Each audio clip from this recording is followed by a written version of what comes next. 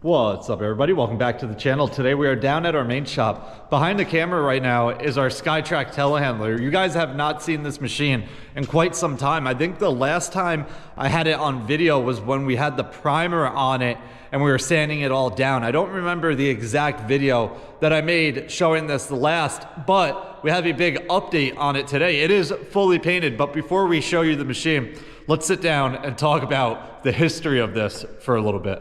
Recently, you guys probably have seen this. Some of you might not know what I'm talking about, but if you go back on my channel, there's a full video on this. This machine was actually on fire once, and that was probably the end of last winter. You know what? Let me pull up my YouTube real quick and I'll see. Actually, you know what I'll do? I'll go into my photo gallery and find the pictures from when it was actually burnt up. Where are we? Where are we? Right here. So details. December 23rd, 2024. So almost a year ago now. It's October 10th today. Almost a year ago, this machine was on fire. I'll throw a clip in while we're talking about it. But basically what happened is we were using this machine to build our new highway garage at our Orange County yard. And while we were there working, we got a salt delivery next door. I say next door, but basically the way that yard is set up, if you don't know what I'm talking about, we have our salt bin. It's a whole fenced in area where we store like plows and stuff, and then the salt bin. And then next to it is the highway garage where we were working. So it's basically one lot, but it's two different sections, the way that it's like fenced off and stuff. So we were working on the building. A salt delivery came into the salt bin. Guy backed in, dumped the salt, pulled out, never put his dump body down, ripped out the electric wire. When the wire fell, it landed on this machine, grounded out through the machine. All four tires were up in flames. It was like sparking in places where the wire was hitting and stuff. And long story short, it ended up totaling out this machine. After dealing with insurance and stuff like that, we ended up buying the machine back, making all of the repairs, and then obviously we needed to put new tires on it. So we pulled the tires off. This is a whole video on its own if you want to go and watch that. Pulled the rims with the tires off, put them on my trailer, brought them to a place called, what was the name of that? Pete's Tire Barn it was like Danbury, Connecticut, I think. Somewhere in Connecticut. I don't remember exactly where it was, but we brought them there. They took their tires off the rims. Oh, actually, now that I'm thinking about it, I cut the tires off of the rims. Wow, this is so long ago, it's like coming back to me. I cut the tires off of the rims with like a Sawzall and a grinder and basically whatever I could do to get them off. Brought them the rims only. I might have taken them in the bed of my truck and not even on a trailer. Brought them the rims, and then I picked up new tires, well, the rims with the new tires on it that were actually foam filled. So these tires on this are super heavy. I can't tell you how heavy they are, but trust me, they're heavy. Picked them up, brought it back, put it on the machine. After doing all of that work, we decided that we want to repaint it. We ended up taking it to our shop, stripping all of the stickers, the decals off of the side, sanding down all the imperfections in it, trying to get it as smooth as possible. Obviously, there's some like dents and stuff, and where it was like rusted a little bit, you can't really make repairs on that stuff. So it is a little beat up, but it has a fresh paint job on the entire machine, including the rims and everything underneath the machine as well. Before we painted it, the machine was like a grayish blue underneath, and then obviously the rest of the machine was orange, the JLG orange. So the machine is orange. Everything else that was like the grayish blue got painted in black, and this machine looks super, super nice. It's not 100% yet. There's still some painter's tape on it that we got to peel off. A couple spots we have to touch up, and then we have to get the decals on it. We do have all new decals for this, but we'll get into that a little bit later. Anyway, let's go take a look at this.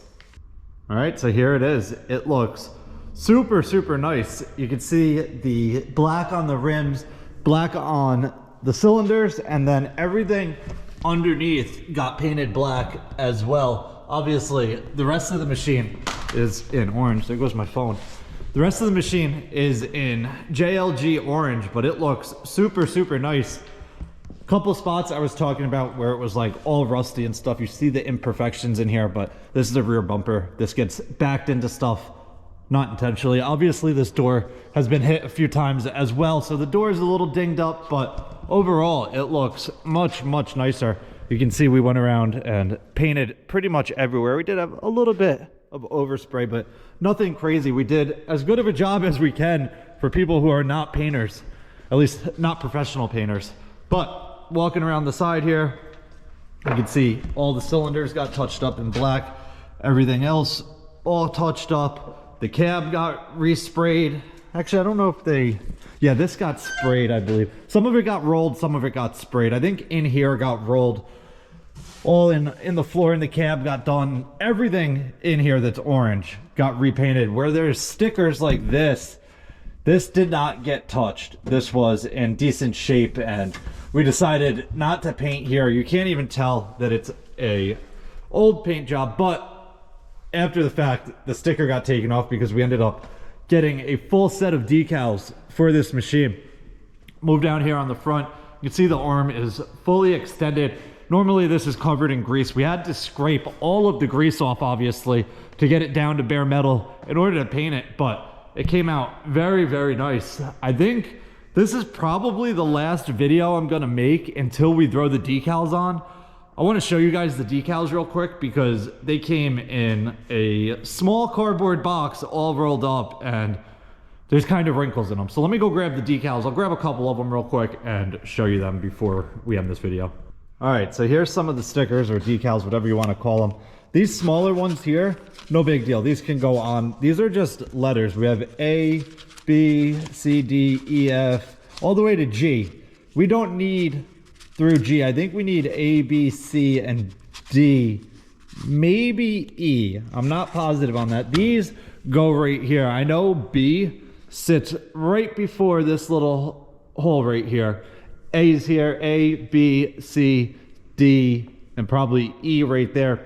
Basically what that is when you're in the cab, you can look at that, and depending on how much weight you have and the angle that you're on, which I don't have that sticker here, but this thing moves and there's a sticker that sits on here. It basically tells you how far out you can go with certain weights, and there's like a whole like scale that you follow, but those are all right. We can put those on. These are no problem. 8042, which is the model number of this. This one's not terrible, but you can see, I hope the camera's picking it up. Right in the middle here is like a crease in the sticker. So we don't want to put these on and then have like an air bubble in them. So we're kind of letting them just lay out flat. This is all of the small stickers on a big sheet here. So each one of these is individually. You see this American flag one here is right here. So we're not going to change that one. Any of the stickers that were in good condition, we're not changing, but you can see like right here, this one's all cracked. What we did is we taped all of these off when we painted. So this one we're going to peel off and then put the new sticker on. Some of these stickers that are inside the door here, we're not going to change because they're in decent shape. Tie down hook spot, we're going to change all of those. So that's what that whole sheet is. But then over here, this is where it gets pretty bad. So this is obviously the Skytrak name, but there are creases along this entire thing. You can see this one here as you come down. If you were to run your hand down it, you would feel all of them. Look, another bad one here, another one here, another one here. So basically what we're doing with these, we have all of these decals laid out on our conference room table upstairs. Hopefully with time, especially with it being a bit warmer up there, they'll flatten out a bit better. I think we might put some like heavy books on them and get some weight on them and try and get them flat. Obviously we could use a heat gun when we're putting them on, which we probably will do, but we don't want to put them on with all of the creases after doing all of this work and have it not look as good as possible. Anyway, I think that's going to wrap it up for this one. If you guys have any questions or comments, definitely leave them down below and I'll get back to you as soon as I can. Hope you guys enjoyed it. See you guys next time. Peace.